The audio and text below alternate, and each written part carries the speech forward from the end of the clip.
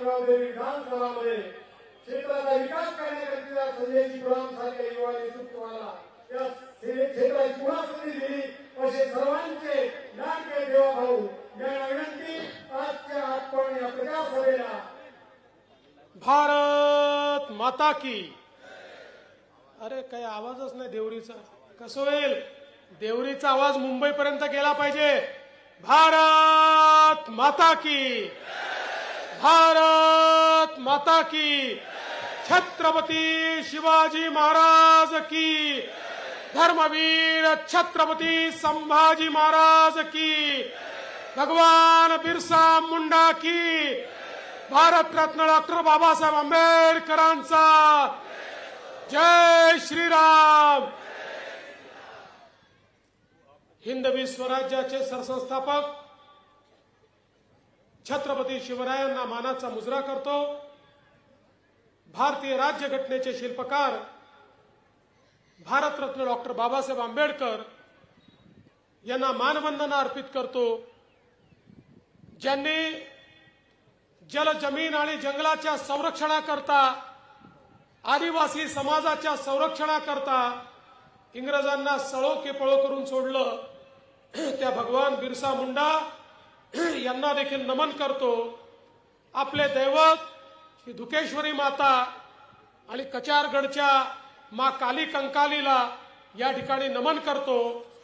आज आपल्या या जाहीर सभेमध्ये मंचावर उपस्थित असलेले मध्य प्रदेशचे पूर्व गृहमंत्री माननीय नरोत्तम मिश्राजी, आपले लोकप्रिय आमदार माजी पालकमंत्री परिणय फुकेजी, या क्षेत्राचे माजी आमदार आणि तुमच्या आशीर्वादाने 23 तारखेला जे पुन्हा आमदार होणार आहेत ते संजय पुरामजी, येसुलालजी उपराळे, देवरावजी होळी, विजयभाऊ शिवणकर, केशवभाऊ मानकर, भैरसिंग भाऊ नागपुरे, बाळाभाऊ अंजनकर, रमेशजी भटेरे, नरेशजी माहेश्वरी, मौसमीताई बिसेन, गीताताई साहू, अंबिकाताई बंजार, सविताताई पुराम, प्रज्ञाताई संगीडवार,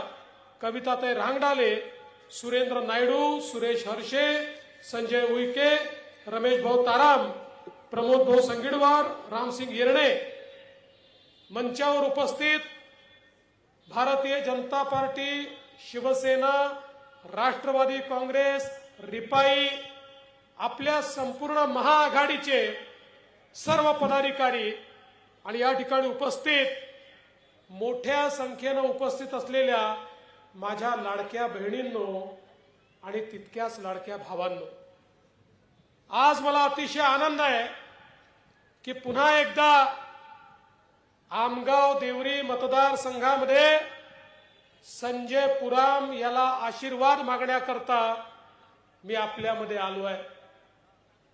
2014ला आपल्या आशीर्वादानं संजय पुराम निवडून आले, मी मुख्यमंत्री झालो आणि 5 वर्ष सातत्याने या भागाचा विकास करण्याचा प्रयत्न आम्ही केला।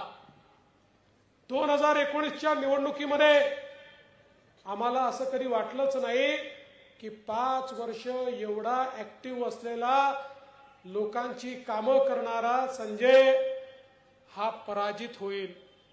कधी कधी जीवनामध्ये ऍक्सिडेंट होतो, तसा ऍक्सिडेंट झाला आणि थोड्या मतानं संजय त्या ठिकाणी पराजित झाला। पण मला हे सांगितलं पाहिजे, तो जरी निवडणुकीत हारला तरी कधी थांबला नाही। 5 वर्ष सातत्याने तुमची सेवा तो करतच राहिला, 5 वर्ष तुमच्याकरता संघर्ष करतच राहिला आणि तुम्ही ज्याला आमदार म्हणून निवडून दिलं होतं तो कधी कामं घेऊन आला नाही। पण हा जो पडलेला आमदार होता, रोज माझं डोकं खायचा, हे करा, ते करा, इकडे करा, तिकडे करा। सातत्याने संजय पुरामनी पाठपुरावा करून या मतदारसंघामध्ये वेगवेगळी कामं आमदार नसताना देखील माझ्याकडनं मंजूर करून घेतली। 5 वर्षात 14 ते 19 संजयने केलेली कामं आपण सर्वांनी बघितली। या भागाच्या सर्व क्षेत्रांमध्ये जी कामं त्यांनी केली, आत्ताच त्यांच्या भाषणात त्यांनी सांगितली, मी त्याची पुनरावृत्ती करणार नाही. पण एक गोष्ट सांगतो, केवळ कामं करण्यामध्ये नाही, सभागृहामध्ये देखील तुमची बाजू मांडण्यामध्ये संजय पुराम नंबर 1 होता. त्या ठिकाणी त्याचं भाषण तुम्ही जर बघितलं असेल, त्याचं ओघवतं वक्तृत्व आणि त्या माध्यमातून आपल्या विभागाचे जे प्रश्न त्यांनी मांडले, संजय पुराम हा मुका आमदार नव्हता, हा बोलणारा आमदार होता. आणि म्हणूनच मी तुम्हाला ही विनंती करण्याकरता आलो आहे, आपल्याला पुन्हा एकदा आमगाव देवरीचा बोलका आमदार, लढणारा आमदार, संघर्ष करणारा आमदार निवडून पाठवायचा आहे. आणि संजय पुराम हा खऱ्या अर्थानं तुमचा प्रतिनिधी म्हणून या ठिकाणी निश्चितपणे काम करेल. आज राज्यामध्ये 2.5 वर्षापूर्वी आपलं सरकार आलं. खरं तर 2019 साली सरकार आलं होतं, पण आपल्या मित्रांनी धोका केला, आपल्याला विरोधी पक्षात बसावं लागलं. पण 2022 मध्ये पुन्हा एकदा आपलं सरकार आलं.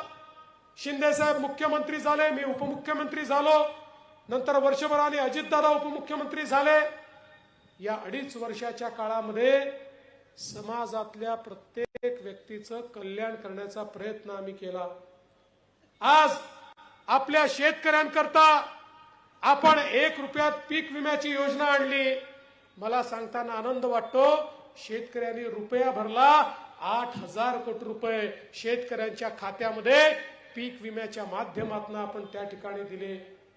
माननीय मोदीजींनी किसान सन्मान योजना आणली, 6,000 रुपये शेतकऱ्यांना देण्याचा निर्णय केला.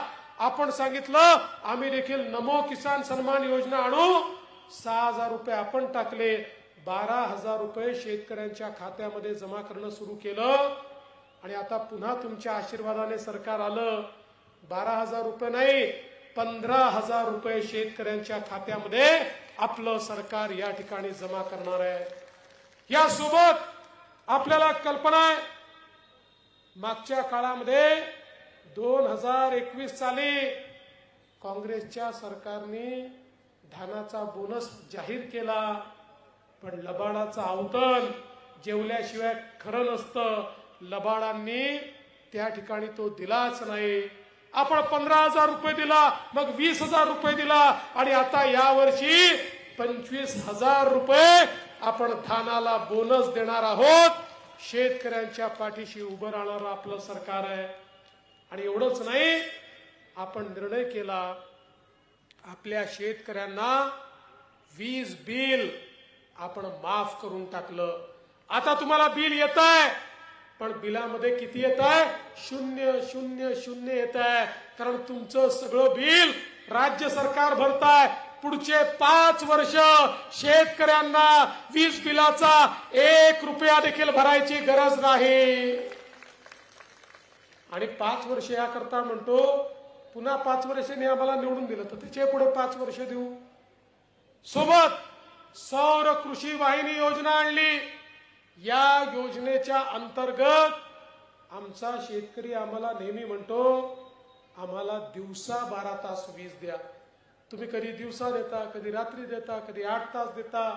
शेतकऱ्याला दिवसा 8 तास वीज पाहिजे. महाराष्ट्रामध्ये मी पहिली देशातली शेतकरी कृषी वीज वितरण कंपनी तयार केली, वेगळी कंपनी. 14,000 मेगावॅटचे प्रोजेक्ट सौर ऊर्जेचे त्यात तयार केले. 18 महिन्यामध्ये हे प्रोजेक्ट पूर्ण होतील. त्यानंतर 365 दिवस शेतकऱ्यांना दिवसा 12 तास वीज आम्ही देऊ. दिवसाची पण देऊ, रात्रीची पण देऊ. 24 तास वीज आणि मोफत वीज आमच्या शेतकऱ्यांना या ठिकाणी मिळेल. आणि हे सगळं तर आपण करणारच आहोत. पण एक अजून गोष्ट तुम्हाला सांगतो, आपल्या जाहीरनाम्यात आपण घोषणा केली आहे, आता पुन्हा एकदा महायुतीचं सरकार आलं की आपलं सरकार आल्यानंतर शेतकऱ्याला संपूर्ण कर्जमाफी आपण देणार आहोत। सगळं कर्ज शेतकऱ्यांचं त्या ठिकाणी माफ करण्याचा निर्णय आपल्या सरकारच्या माध्यमातून आपण घेतलाय। हे सामान्य माणसाचं सरकार आहे। आज आपण पाहू शकतो आपल्या शेतमजुरांकरता, आपल्या बांधकाम कामगारांकरता आपल्या सरकारने घेतलेले निर्णय जर आपण बघितले, नोंदीत बांधकाम कामगारांना अकाउंटला 5,000 रुपये दिले, त्यांना किट दिल्या, त्यांना भांडी दिली आणि एवढंच नाही, त्यांना जे कार्ड मिळालेलं आहे या कार्डाच्या आधारावर पुढच्या काळात त्यांना विमा मिळेल। ऍक्सिडेंट झाला तर विमा, दुर्दैवाने मृत्युमुखी पडला तर विमा, मुलांना शिक्षणाकरता सोय, मुलांना उच्च शिक्षणाकरता सोय, त्या ठिकाणी मोफत आरोग्याची सोय, सगळ्या प्रकारच्या मोफत सोयी आपल्या कामगारांकरता आपल्या सरकारने या योजनेच्या माध्यमातून तयार केल्या। आमच्या आदिवासी समाजाकरता आपण त्या ठिकाणी बिरसा मुंडा योजना आणली। या योजनेच्या अंतर्गत प्रत्येक गावापर्यंत रस्ता, प्रत्येक गावात पिण्याचं पाणी, प्रत्येक गावामध्ये वीज आणि प्रत्येक आदिवासी व्यक्तीला घर, अशा प्रकारची योजना। आणि या योजनेसोबत माननीय मोदीजींनी आमच्या आदिवासी समाजाकरता 24,000 कोटी रुपयाची जनमन योजना आणली। ज्या योजनेतनं आदिवासी समाजाचं पूर्ण चेहरा आणि चित्र बदलण्याचं काम हे मोदीजींच्या माध्यमातून होणार आहे। आदिवासी समाजाला विकासाकडे नेण्याचं काम या देशामध्ये कोणी करत असेल तर मोदीजी करतायत।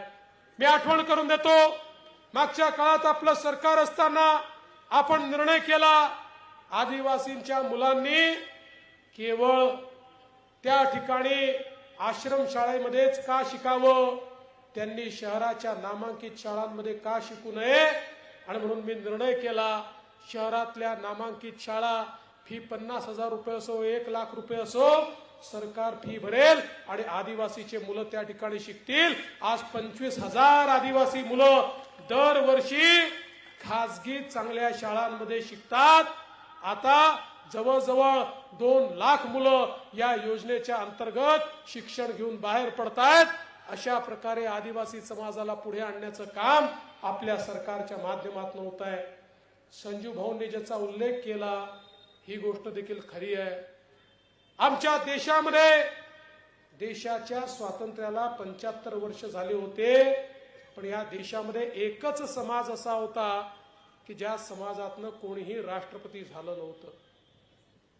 आणि मोदीजींनी निर्णय केला, देशामध्ये परमादरणीय द्रौपदी मुर्मूजी आमच्या एका आदिवासी महिलेला त्या ठिकाणी भारताचं राष्ट्रपती केलं। आज तुम्ही बघा, प्रधानमंत्र्यांना शपथ घ्यायची असेल तर द्रौपदी मुर्मूजी जवळ जाऊन शपथ घ्यावी लागते आणि देशाच्या सरन्यायाधीशांनाही शपथ घ्यायची असेल तर द्रौपदी मुर्मूजींसमोर जाऊन शपथ घ्यावी लागते।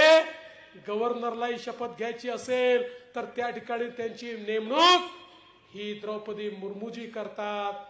अशा प्रकारे सर्वोच्च स्थानावर आज या ठिकाणी आमच्या एका आदिवासी महिलेला बसवण्याचं काम माननीय मोदीजींच्या माध्यमातून झालंय। बंधू भगिनींनो, आपल्या सरकारने समाजातल्या वेगवेगळ्या घटकांकरता अनेक कामं त्या ठिकाणी केली। बघा, आमच्या ओबीसी समाजाकरता मी ज्यावेळेस मुख्यमंत्री झालो, वेगळं ओबीसी मंत्रालय सुरू केलं, महाज्योतीची स्थापना केली। त्या माध्यमातून आमचे पोरं IAS IPS झाले पाहिजे याची सुरुवात केली। MPSC मध्ये प्राध्यापक वेगवेगळ्या पदांवर गेले पाहिजे या संदर्भातली योजना केली। आणि त्यासोबत आपल्या ओबीसीच्या मुलांकरता 52 हॉस्टेल आपण तयार केले। प्रत्येक जिल्ह्यात एक हॉस्टेल मुलांकरता, एक हॉस्टेल मुलींकरता। आपल्या ओबीसीच्या विद्यार्थ्यांना, आदिवासी विद्यार्थ्यांना, शेड्यूल कास्ट विद्यार्थ्यांना परदेशी शिष्यवृत्तीची योजना आपण सुरू केली। जगातल्या ज्या पहिल्या 500 विद्यापीठात त्यातल्या कुठल्याही विद्यापीठामध्ये आमच्या आदिवासी SC किंवा ओबीसी पोरीला जर ऍडमिशन मिळाली तर त्याचा सगळा खर्च हा महाराष्ट्र सरकारच्या माध्यमातून आपण देतो। आपल्या मुलांना परदेशामध्ये शिक्षणाची सोय ही आपल्या सरकारच्या माध्यमातून या ठिकाणी आपण केली. आपण या ठिकाणी मोदी आवास योजनेत 10 लाख घरं आपण ओबीसी समाजाकरता त्या ठिकाणी बांधली आणि त्यासोबत शबरी योजनेच्या अंतर्गत प्रत्येक आदिवासी समाजातल्या व्यक्तीला घर मिळालं पाहिजे हा आपण प्रयत्न केला. रमाई योजनेच्या अंतर्गत आपण आपल्या अनुसूचित जातीच्या लोकांना त्या ठिकाणी घर देण्याचा प्रयत्न केला. समाजातल्या प्रत्येक घटकाचा विचार आपल्या सरकारच्या माध्यमातून झाला. देशाचे प्रधानमंत्री माननीय मोदीजी यांनी आपल्याला एकच मंत्र दिला, विकसित भारत तयार करायचा असेल तर भारताच्या लोकसंख्येच्या 50% हिस्सा असलेल्या आमच्या ज्या माता भगिनी आहेत, महिला आहेत, यांना देशामध्ये सामाजिक आर्थिक परिवर्तनाच्या केंद्रस्थानी आणावं लागेल.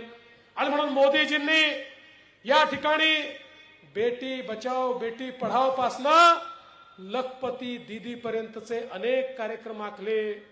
लखपती दीदी म्हणजे काय माहितीये? मोदीजींच्या योजनेतनं जी महिला आपला व्यवसाय सुरू करेल आणि वर्षाला 1 लाख रुपयापेक्षा जास्त पैसा दरवर्षी कमवेल तिला लखपती दीदी म्हणतात. मोदीजींनी सांगितलं देशामध्ये लखपती दीदी तयार करायच्या. महाराष्ट्रामध्ये आतापर्यंत 11 लाख लखपती दीदी आम्ही केल्या आहेत.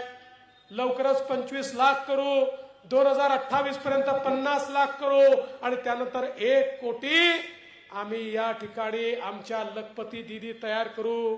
संजय पुरामजी, लाडक्या बहिणी तर तुम्हाला निवडून देणारच आहेत, पण तुमच्यावर जबाबदारी आहे. नुसत्या लाडक्या बहिणी ठेवू नका, त्यांना लखपती दीदी आपल्याला बनवायचं आहे आणि त्या ठिकाणी आमच्या बहिणींना 1 लाखापेक्षा जास्त वर्षाला उत्पन्न होईल अशा प्रकारचा मोदीजींचा कार्यक्रम सर्वात जास्त या मतदारसंघामध्ये तुम्हाला राबवायचा आहे. आणि त्याकरता जी काही मदत लागेल ती मी आहे, प्रणय भाऊ आहे, आम्ही त्या ठिकाणी निश्चितपणे करू. बंधू भगिनींनो, मोदीजींनी सांगितलं आम्ही देखील महिला केंद्रित योजना सुरू केल्या. लेक लाडकी योजना सुरू केली. लेक लाडकी योजनेच्या अंतर्गत घरामध्ये कन्या रत्न मुलगी जन्माला आली, मुलीच्या जन्माचं स्वागत झालं पाहिजे. मुलगी जन्माला आली की 5,000 रुपये, पहिल्या वर्गात गेली की 5,000 रुपये, 7व्या वर्गात गेली की 8,000 रुपये, 11व्या वर्गात गेली की 8,000 रुपये, 18 वर्षाची झाली की 75,000 रुपये. ज्यांच्या घरी मुलगी जन्माला येईल 1 लाख रुपये त्या घराला लेक लाडकी योजनेच्या अंतर्गत आपण देतो आहोत. मुलगी जन्माला आली म्हणजे लक्ष्मी घरी आली, अशा प्रकारचा हा निर्णय आपल्या सरकारने केला. दुसरा निर्णय आपण काय केला? आज आपल्याला माहिती आहे या काँग्रेसच्या लोकांनी खूप मोठ्या प्रमाणात शाळा कॉलेजेस सुरू केले, खाजगीकरण झालं. आज त्याची फी परवडत नाही. खाजगी कॉलेजमध्ये डॉक्टर बनवायचं असेल, इंजिनियर बनवायचं असेल तर गरीबाला ते परवडत नाही. आणि एखाद्या गरीबाच्या घरी एक पोरगा असेल, एक पोरगी असेल तर तो आपलं सगळं विकवाक करून पोराला शिकवतो आणि आईबाप पोरीला म्हणतात, बाई तुझ्या भावाला शिकवण्याकरता आमच्याकडे पैसे आहेत, तुझं तर लग्नच करायचं आहे, त्यामुळे तू घरी बैस. कितीही हुशार पोरगी असली तरी पैशाच्या अभावी ती शिकू शकत नाही.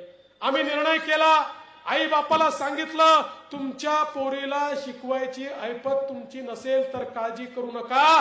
पोरीचे मामा मुंबईच्या मंत्रालयात बसले आहेत, ते तुमच्या पोरीचा पूर्ण खर्च करतील आणि पोरींकरता उच्च शिक्षण 100% मोफत आपण केलं. डॉक्टर बनवा, इंजिनियर बनवा, प्रोफेसर बनवा, BBA करा, MBA करा, BSc करा, MSc करा, कुठलाही कोर्स करा, 1 lakh fee, 2 lakh fee, 5 lakh fee, जेवढी फी असेल आमच्या मुलींची फी आम्ही भरू, मुलींचे मामा त्यांची फी भरतील. हा निर्णय आपण या ठिकाणी केला. आपल्या सरकारने आमच्या महिलांना ST मध्ये 50% तिकिटात सूट दिली. आता महिला लाडक्या बहिणी जर फिरायला गेल्या तर 50% तिकीट लागतं. मी तुम्हाला गमतीची गोष्ट सांगतो, ही योजना केली. ST महामंडळाचे लोक आमच्याकडे आले, म्हणाले साहेब योजना करू नका. म्हटलं का करू नका? अरे म्हणे आमची एसटी तोट्यामध्ये आहे, या योजनेनं अजून खड्ड्यात जाईल, ती बंद पडेल. म्हटलं योजना करणार, काही अडचण आली तर आम्ही तुम्हाला मदत करू. आता महिन्याभरापूर्वी ते पुन्हा आमच्याकडे आले, आम्हाला म्हणाले साहेब काही झालं तरी ही योजना बंद करू नका. अरे म्हटलं अजब लोक आहे तुम्ही, आधी म्हणता सुरू करू नका, आता म्हणता बंद करू नका. अरे म्हणाले साहेब ही योजना सुरू झाल्यापासून इतक्या महिला प्रवास करायला लागल्या की तोट्यात असलेली आमची एसटी आता फायद्यामध्ये आली आहे, त्यामुळे ही योजना तुम्ही बंद करू नका. मी जरा माहिती काढली, चाललं काय आहे.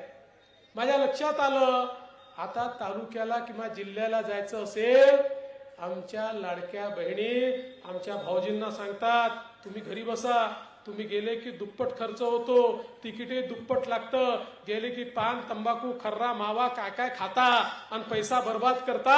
मी गेली तर अर्ध्याच पैशात काम करून येते, पैसा वाचवून येते. म्हणून माझ्या लाडक्या बहिणीच आता त्या ठिकाणी प्रवास करू लागलेल्या आहेत आणि त्यामुळे आमची एसटी फायद्यामध्ये येऊन राहिली आहे.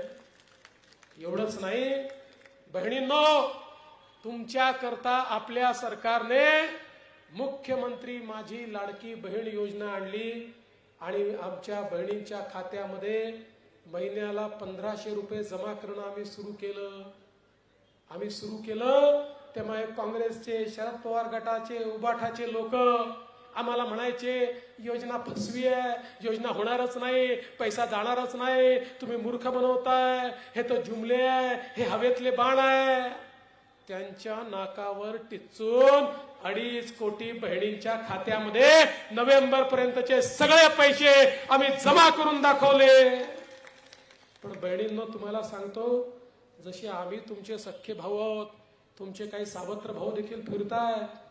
हे सावत्र भाऊ, हे काँग्रेसवाले सावत्र भाऊ तुमची योजना बंद करण्याकरता हायकोर्टमध्ये गेले. कोण गेला हायकोर्टमध्ये?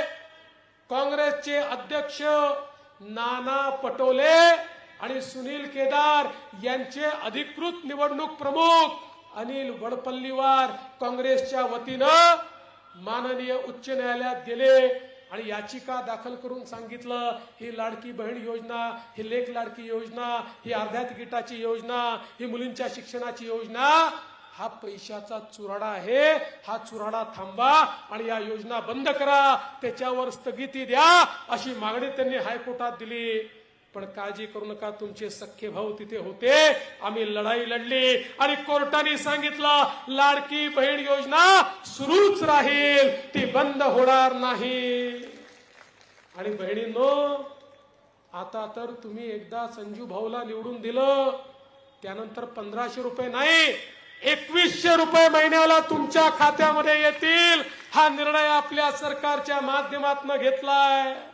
आणि म्हणून मी तुम्हाला विनंती करण्याकरता आलो आहे.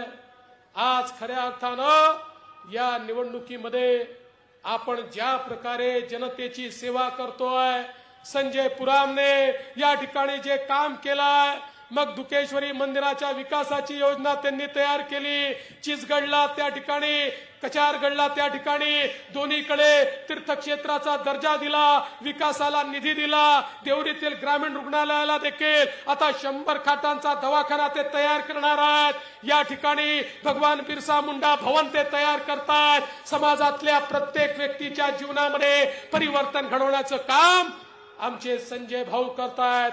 आणि म्हणून तुम्हाला ही विनंती करण्याकरता आलो आहे. मागच्या वेळी थोडीशी चूक झाली, गफलतीत राहिलो तर 5 वर्ष वाया गेले.